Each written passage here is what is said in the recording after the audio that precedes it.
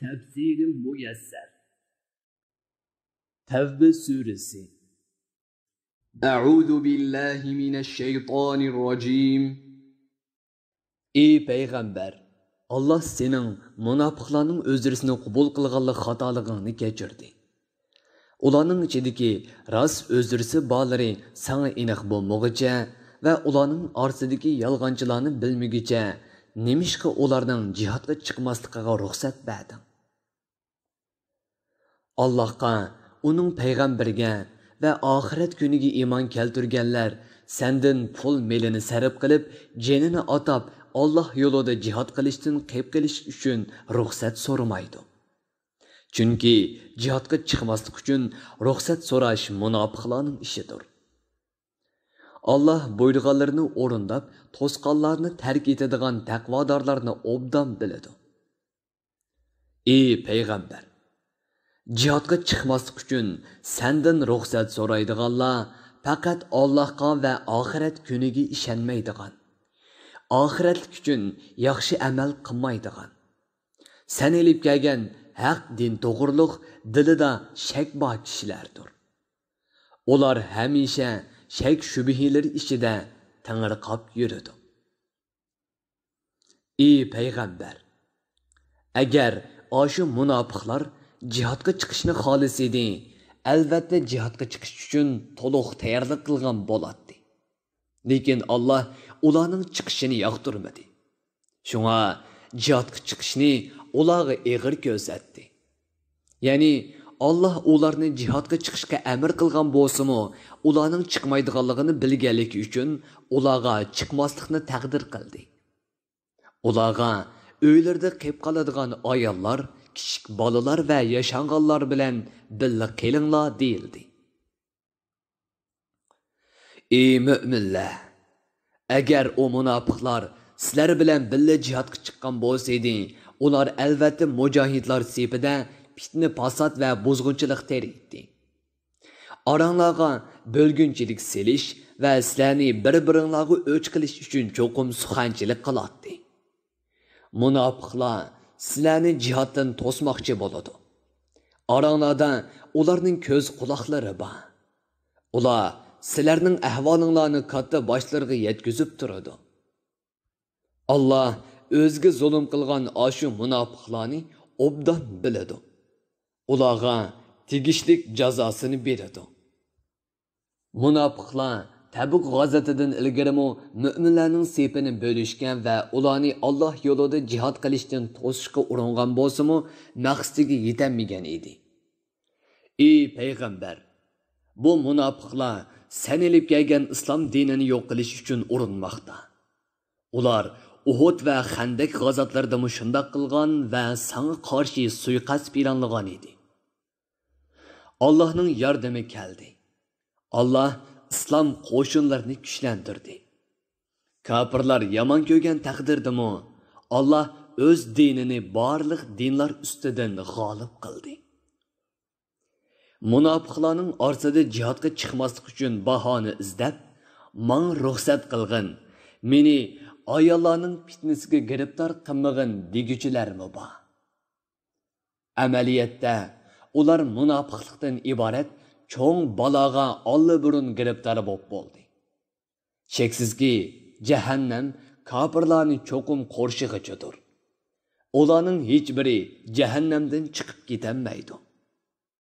Ey payg'ambar, sana g'animat, xushallik degandek qandoqli bir yaxshilik yetsa, munofiqlar qattiq beorom bo'ladi. Sana mag'lubiyat va qiyinchilik degandek qandoqli bir musibat yetsa, ular biz tadbirli kishilarmiz.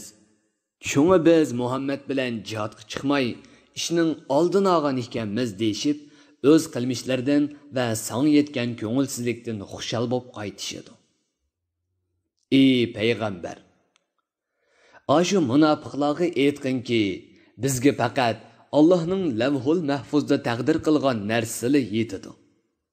Alloh bizning dushmanlarimizga qarshi madadkorimizdir. Mu'minlar bir Allohga tayansin. Ey payg'ambar, ularga aytqinki, sizlar faqatla bizning Allah yo'lida jihad qilib shahid bo'lishimizni yoki sizlarning ustinglardan g'alaba qilishimizni kutyapsizlar. Bizmi Allohning sizlarga o'z dargohidan azob tushirishini yoki bizning qo'limiz orqali sizlarni jazolashini kutyapmiz. Sizlarmi kutinglar. Sheksizki bizmi albatta sizlar bilan billa Allohning bizga qanday muomala qiladiganligini kutamiz.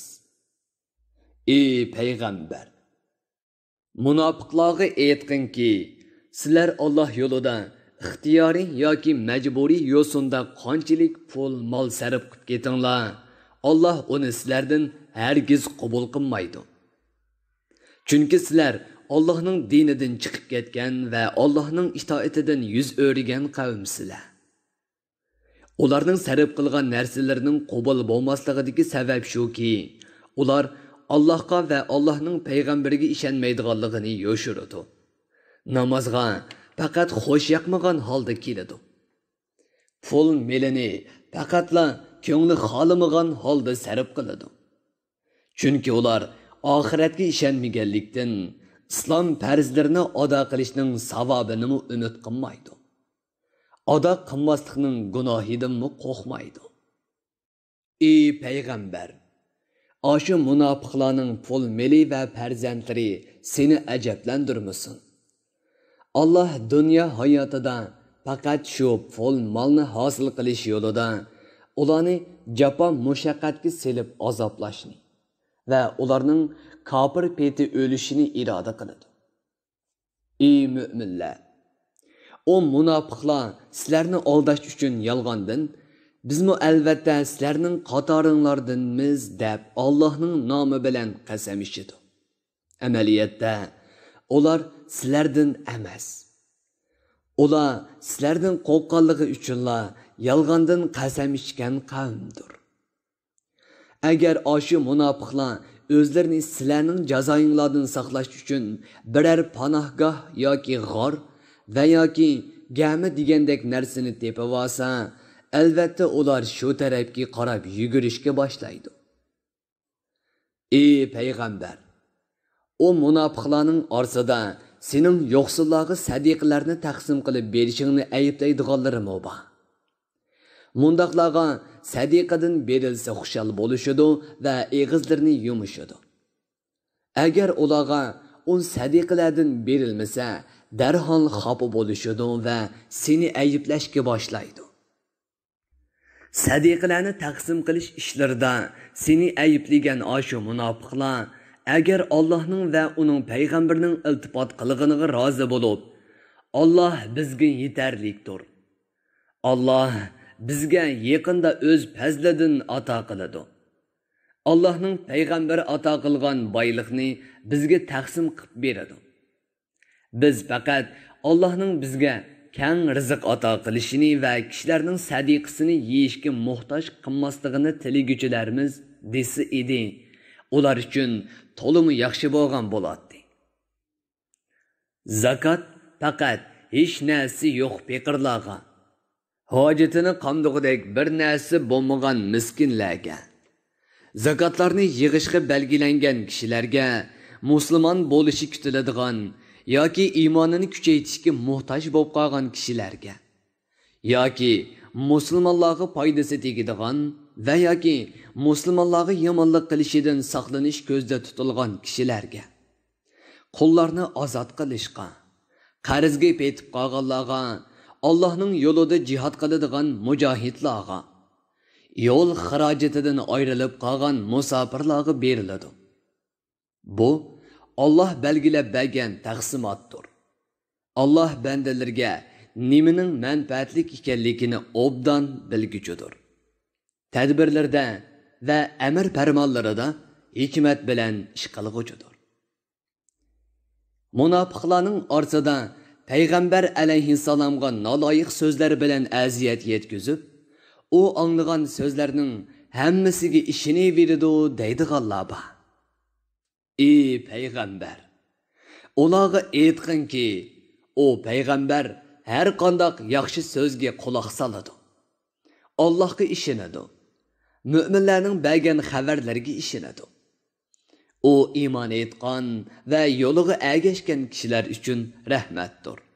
Cheksizki, Allohning payg'ambari Muhammad alayhissalomga har qanday bir shaklda aziyat yetkazadiganlarga to'limi qattiq va alamlik azob bor. Tafsiri muyassar.